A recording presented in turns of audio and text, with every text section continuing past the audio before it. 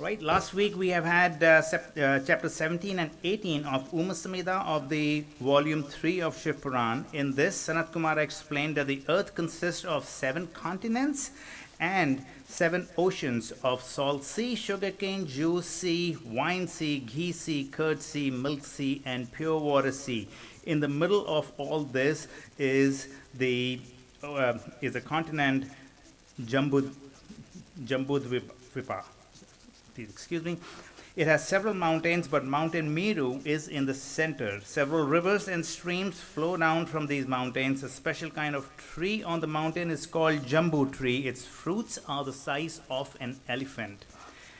These trees are shiny and are at the top of the mountains. River Jambu is made of the juice of the Jambu fruit. The people here are very healthy and devoid of miseries.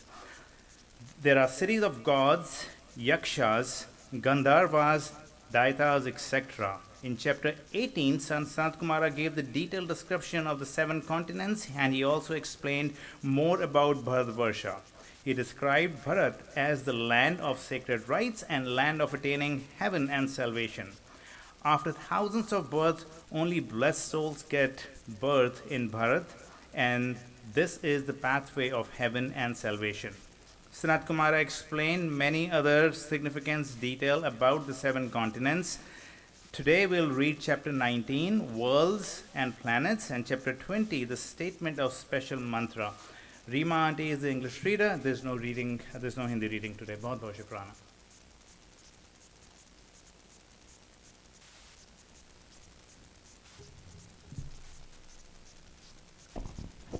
Jai Guruji, Shukrana Guruji for the blessed seva today.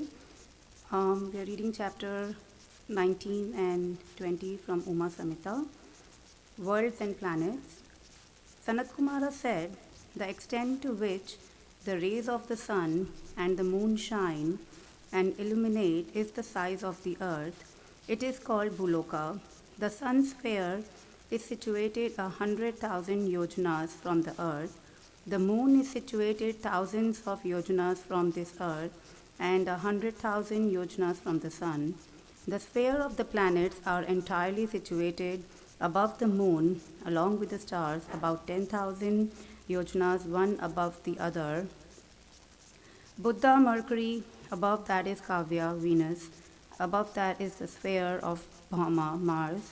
Brahaspati, Jupiter is above that, and Sanaskara, Saturn is above that. The sphere of the 7 sages, the Ursa Major, is situated 100,000 yojanas above it. The pole star Dhruva is situated 100,000 yojanas above the sages. The pole star is the prop of the circle of luminary bodies. The Bhuvarloka and Svarloka are above the earth but beneath the pole star. A crore yojanas above the pole star is the Maharloka, where the 7 sons of Brahma are stationed. They live even during the time of Kalpa. The 7 sons are Sanaka, Sananda, Sanatana, Kapila, Asuri, Vodhu, and Pankasika. Above that is stationed Sukra, Venus, at a distance of 200,000 yojanas. 200,000 yojanas below it is stationed Buddha, Mercury, the son of the moon. O sage Bhama, Mars is stationed 200,000 yojanas above it. Brahaspati, Jupiter, is stationed 200,000 yojanas above it. 200,000 yojanas above Jupiter, Saturn is stationed. These are the 7 planets that stay in their respective zodiacs. The 7 sages Ursa Major are stationed 1100,000 yojanas above the planet Saturn. The Dhruv star is said to be stationed 1400,000 yojanas above the great star. 6300,000 yojanas from Janloka is stationed the Tapaloka, where the gods called Vairajas stay. They are free from burning sensation. 84,000 yojanas from Tapaloka is stationed the Satyaloka. It is known as Brahmloka. where the pure-minded, perfectly wise Brahmacarins engaged in truthful virtue stay, men who go there from the earth also stay there. In the Bhuvarloka, the sages of great siddhi stay in the form of gods. In the Svargloka, the gods, the Adityas, the Maruts, the Vasus, the twin Ashwins, Vishvavedas, Rudras, Sadhyas, Nagas, Kagas, etc. stay. Above that are the 9 planets, and above them are the 7 sages free from sins. O sage, thus the 7 worlds have been mentioned to you. The Patalas too are also 7. Thus the universe has been explained to you. As the wood apple is both above and below the earth, so the universe is enveloped by the cauldron of the cosmic egg. It is surrounded by water 10 times as large all round the fire, wind, ether, and darkness. It is encompassed by the elements and the principle of Mahat, 8 times as large. They are surrounded by the Mahat, and Pradhana is stationed by the Purushas. The Supreme Soul is infinite. He is therefore called eternal, since he has no limitation. This eternal is the cause of all. O sage, it is the great Prakriti. From that infinite of unmanifest origin, thousands and hundreds of thousands of cosmic eggs are born. The self known great soul contains everything, just as the wood contains latent fire, the gingerly seed, the latent oil, and the milk, the latent ghee. From this primordial seed emerge all those beginning with Mahat and ending with Visesa. Then the gods and others are born. Then are born birds, their progenies, and the seeds of others. When the tree comes out of seed, it does not suffer any depreciation or diminution, just as fire appears from the solar stone coming in contact of the sun, so also the creation takes place. Shiva has no desire for it. As a result of the contact of Shiva with Shakti, the gods and others are born naturally. They spring up through their own action. Shiva manifests himself as Brahma, Vishnu, and Rudra. Everything springs up from him and finally merges in him. Shiva is sung as the performer of all activities. Vyasa said, O Sanat Kumara, O omniscient, please clear my doubts. Are there worlds above this universe? Sanat Kumara said, O great sage, there are worlds above the universe. Please listen. I shall explain them clearly but briefly. The world Vaikunt is beyond the world of Brahma. It is here that Vishnu is stationed, and it shines with great brilliance. Above it is the extremely wonderful world, Kamara, the general Kartikeya, the brilliant son of Shiva shines here. Beyond that shines the excessively divine world of Uma, where Shakti Shiva, the mother of the 3 deities, shine. She is the Prakriti, greater than the greatest, with the attributes of Rajas, Sattva, and Tamas. But the goddess Shiva herself is devoid of attributes, free from aberrations. The eternal Shivloka is above that. Here Lord Shiva, the great Brahman, shines. He is indestructible, excessively divine, and endowed with great brilliance. He is the Lord of all, greater than the 3 attributes. He is the progenitor of the 3 deities. There are no worlds above it. The Goloka is near it. Mother cows named Sushila are there. They are favorites of Shiva. The protector of that world is Krishna. He is established there at the behest of Shiva by Shiva himself, who moves about as he pleases due to his power. O Vyasa, Shiva's region is wonderful and beautiful. It has no support, it shines with different objects, it cannot be specifically described.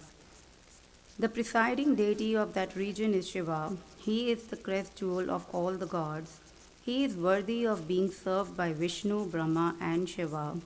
He is the unsullied great soul. Oh dear, thus the situation of the entire universe is narrated to you.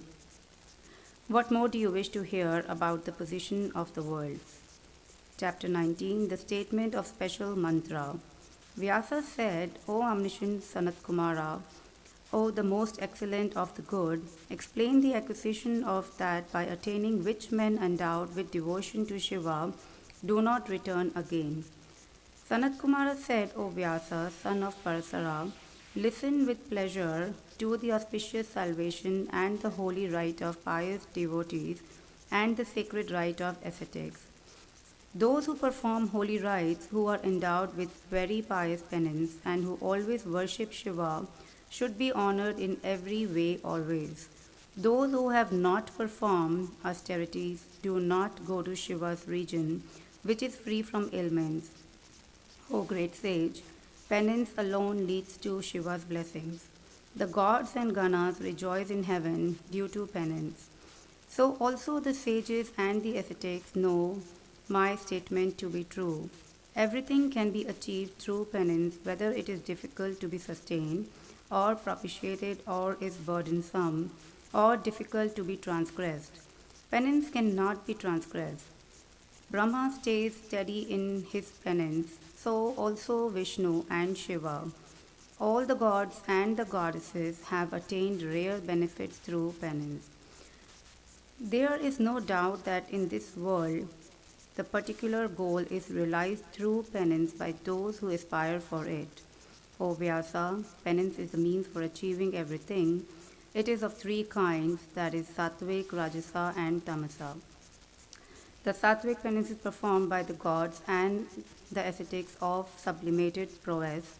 The Rajas penance is by the Danavas and the human beings. Their result too is threefold, achievable by the sages who have truthful vision.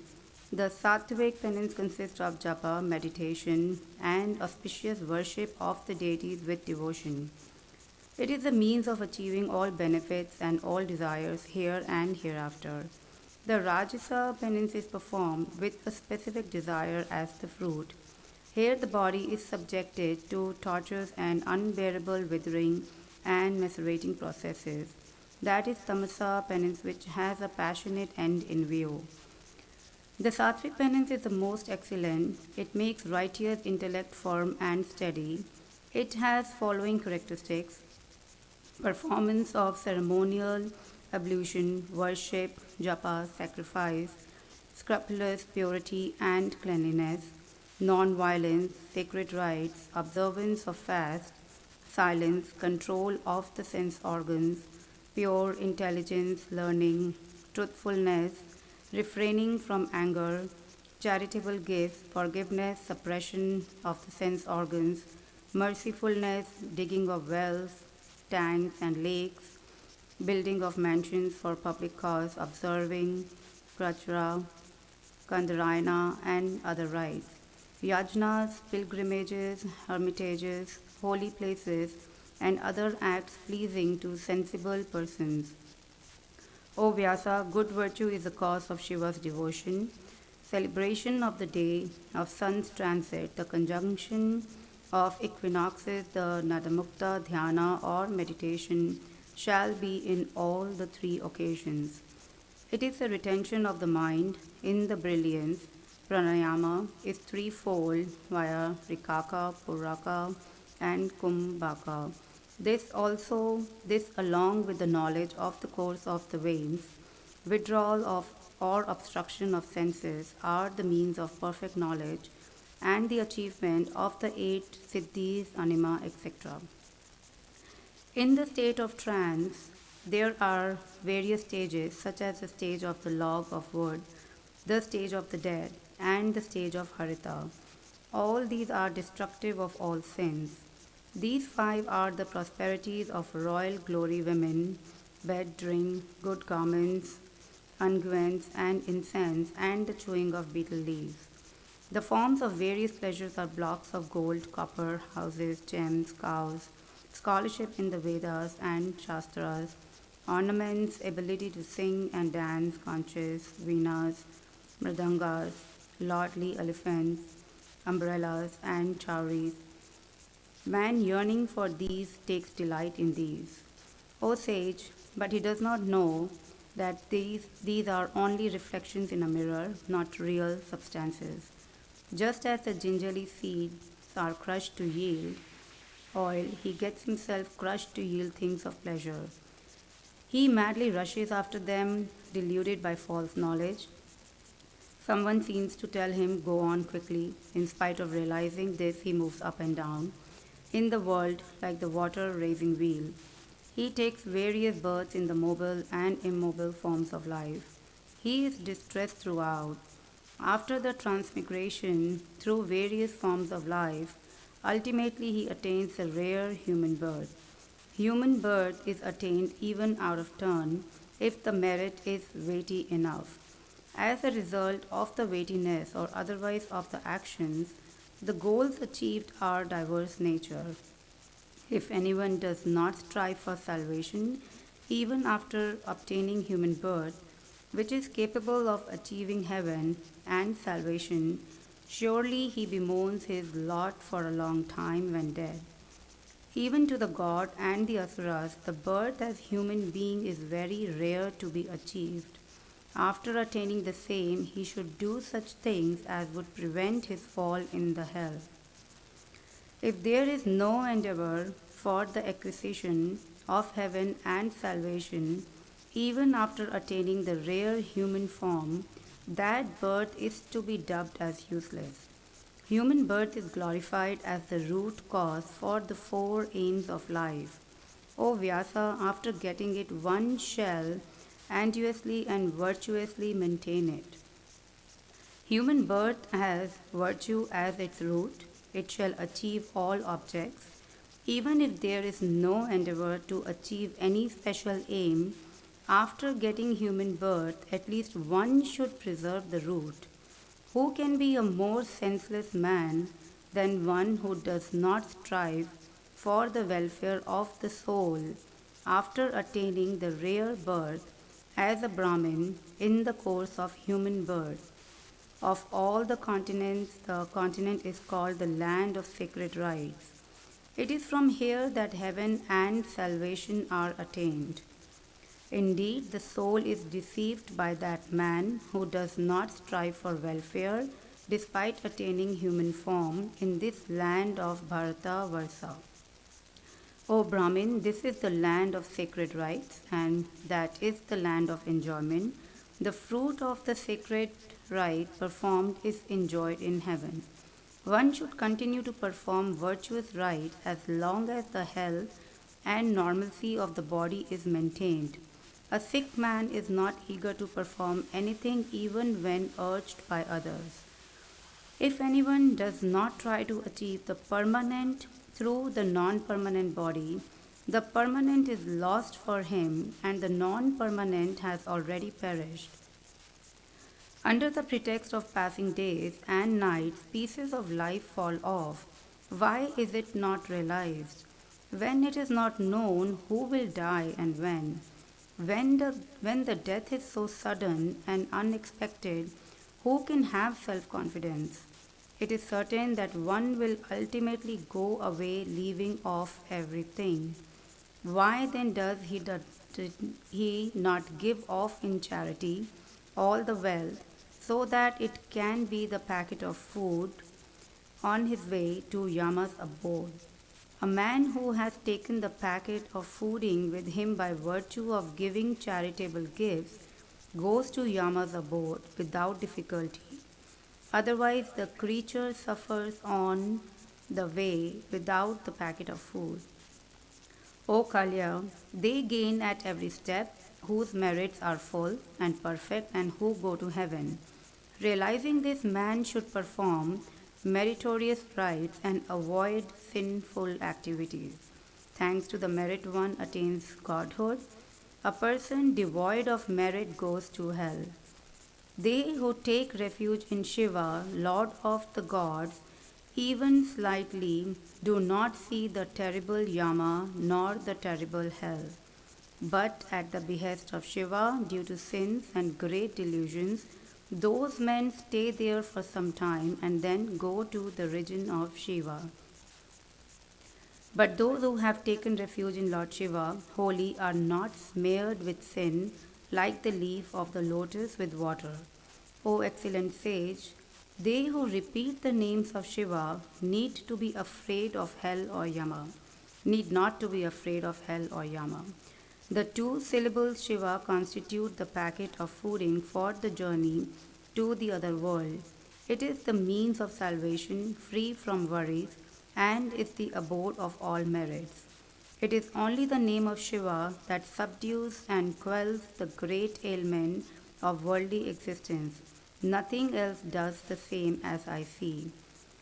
Formerly, Pulkasa committed thousands of murders of Brahmins, but on hearing the sacred names of Shiva, he attained salvation. Hence, a sensible man shall enhance his devotion to Shiva incessantly. O intelligent one attains worldly pleasures and salvation due to the devotion of Shiva. We conclude chapter 20. Shukrana, Jai Guruji.